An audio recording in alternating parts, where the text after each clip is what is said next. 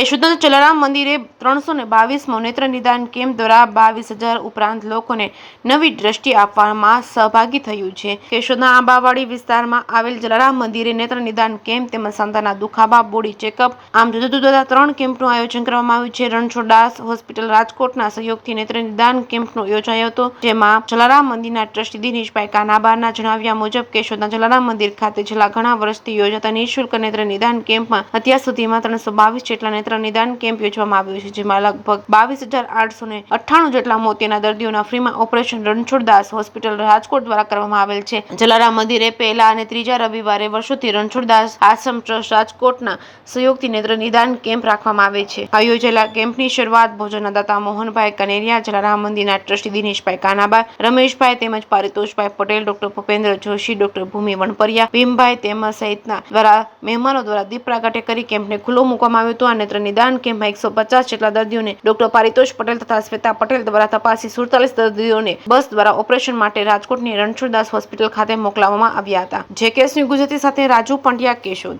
જલારામ મંદિર કેશોદ દ્વારા આઈ કેમ્પનું આયોજન કરવામાં આવે છે।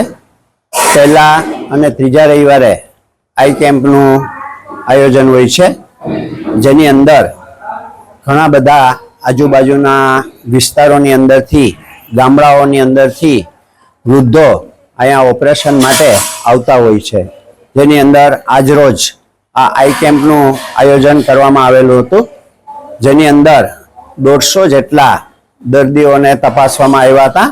તેની અંદરથી 42 જેટલા દર્દીઓને ઓપરેશન માટે રાજકોટ રણછોડદાસજી હોસ્પિટલની અંદર મોકલવામાં આવેલા છે। અને આ રીતે કેશોદની અંદર જલારામ મંદિર દ્વારા જે કેમ્પ થાય છે એની અંદર અત્યાર સુધીની અંદર લગભગ 322 જેટલા કેમ્પ કરવામાં આવ્યા છે, જેની અંદર 23,000 ઉપરાંત દર્દીઓને એક નવી દ્રષ્ટિ આપવામાં આવેલી છે।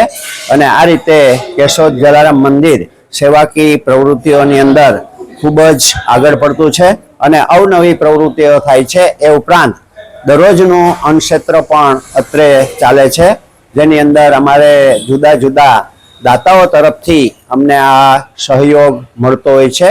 આજે અમારા ભોજનદાતાની અંદર મેસવાણવાળા મોહનભાઈ કનેરિયા, કે જેને અમે જલારામ કહીએ છીએ, એના દ્વારા આજે આ કેમ્પનું આયોજન કરવામાં આવ્યું હતું। સંપૂર્ણ ભોજનની વ્યવસ્થા એમના દ્વારા કરવામાં આવી હતી અને અમને મોહનભાઈ ઘોડાસરા એમનો પણ પૂરેપૂરો સહકાર આજરોજ મળેલો છે।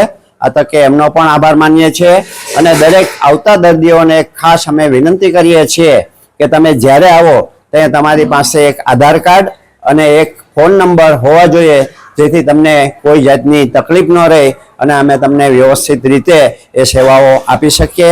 Thank you. આપનો